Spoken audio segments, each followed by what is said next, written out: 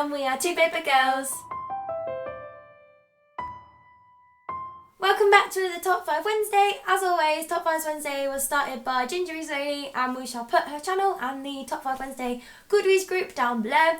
This week is Top 5 book hangovers, when you've read a book that was just so good you just couldn't pick up another one because you were like, nothing will ever top this, I can't ever read again, and it's quite miserable. To put some diversity into this list of like amazing books, my number 5 choice is actually a book that gave me a book hangover because I really didn't enjoy it. I had to read it for university and it took so long to read and it was so miserable. I just didn't want to read after that because I was like, I hate reading, everything's awful. And that was Tess of the D'Urbervilles by Thomas Hardy. I've mentioned this book a few times as being like one of my least favourites I've had to read for uni.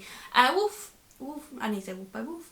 Wolf Hall probably beats that, but I didn't actually finish that one, so it didn't slump me as much. I only got like 200 out of 600 pages in. Whereas Tess of the D'Urbervilles actually read in time when I had to, and it just slumped me so bad. And my number 5 is The Messenger of Fear by Michael Grant.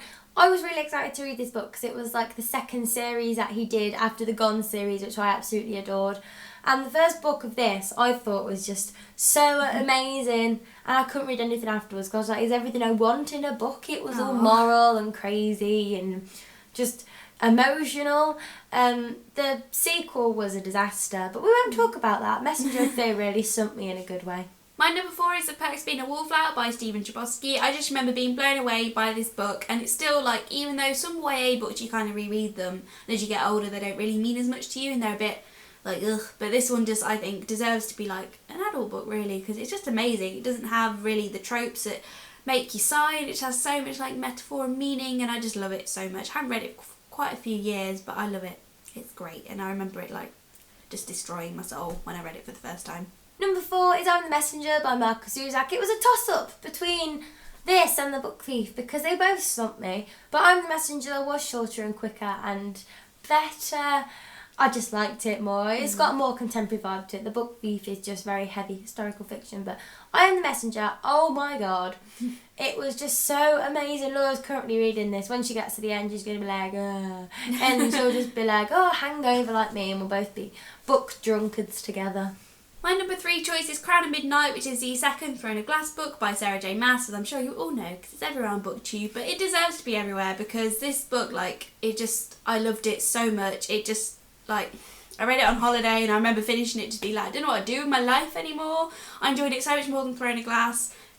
I tried to go straight into Air of Fire, but I think I was in too much of a hangover from Crown of Midnight to even enjoy Air of Fire because I was like, what did I just read? Everything happened, everything's developing, I love these characters. And I was just drunk for the rest of my holiday, just like, what even is life? Lying on the floor. Number 3 is City of Heavenly Fire by Cassandra Clare. The last book in the Mortal Instruments series. I read this last summer and it took 2 weeks because it's massive. But oh my god, I was just done then. I was just like, that was a reading experience and a half. It took so long, it was so good. Everything in the world happened and then it was over. And Lady Midnight's out soon, but I haven't read The Infernal Devices still because I read the first one and I was like, this does not live up to City of Heavenly Fire. That's because I read it after that, and nothing in that world anymore. It's gonna have to be good to impress me, this Lady Midnight, because I'm still a bit drunk. My number 2 is Harry Potter and the Half-Blood Prince. This might surprise people because people think like the last book, which now does like I just so drunk from it. But the first time I read Deathly Hallows, I read it so quickly I didn't really understand what happened with like Snape and Lily and the Horcrux. I was a bit confused. Whereas Half-Blood Prince, I remember reading that and being like, the Dementors, the Death Eaters are in my home. Like when they destroy Hogwarts, which is a lot more in the book than in the film, like they probably smash up Hogwarts, and that just like made me feel uncomfortable. I was like, they're in my personal space. And obviously there's like big things that happen at the end, and like now I don't really enjoy Half-Blood Prince because of all like the lovey-dovey, not as much happens. But the first time I read it, it just like progressed the series so much, and Hogwarts being infiltrated freaked me out. And I remember finishing that book and just being like, that's the best book I've ever read. I'm just like, I don't think I read for years. My number 2 is The End by Lemony Snicket, because that 13th book of that series of unfortunate events series, I read that, I got that, I read it, and then I was like, holy moly. I just didn't know what to do with myself. I was like, all the palaver is over and I still don't have a clue what happened. I was like, oh no, who's that person? but it did answer just enough. And Count Olaf, oh my god, it went from being a children's series to just being like, you are mortal. And I was like, oh gosh. Aww. And then I was like, wow, I think I just went and had my first drink after that. I think I was like 12, just like, give me a whiskey, man, I need one. My number one slumpy book that I can remember is The Catcher in the Rye by J.D. Salinger. I just briefly explained to Amy why this is number one, because it made me realise that I'd fallen over the cliff.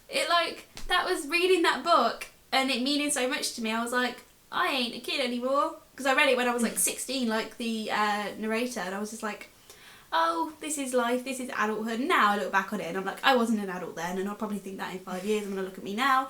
But it just made me realise of like the loss of innocence and how I was going through that stage. And it was like, wow, it just like hung over for life. It's like the point I went from kid to alcoholic. At that point. Biggest book hangover was Catcher in the Rye. I haven't even read it since because I'm like, I don't want to be that emotionally like ripped apart again. And the book that made me feel most drunk was More Than This by Patrick Ness, because it is a big deal. The alternate worlds just seemed so real. And there's just themes of like suicide, and it's kind of like a Catcher in the Rye thing. Yeah, it doesn't get better. And it's just so good.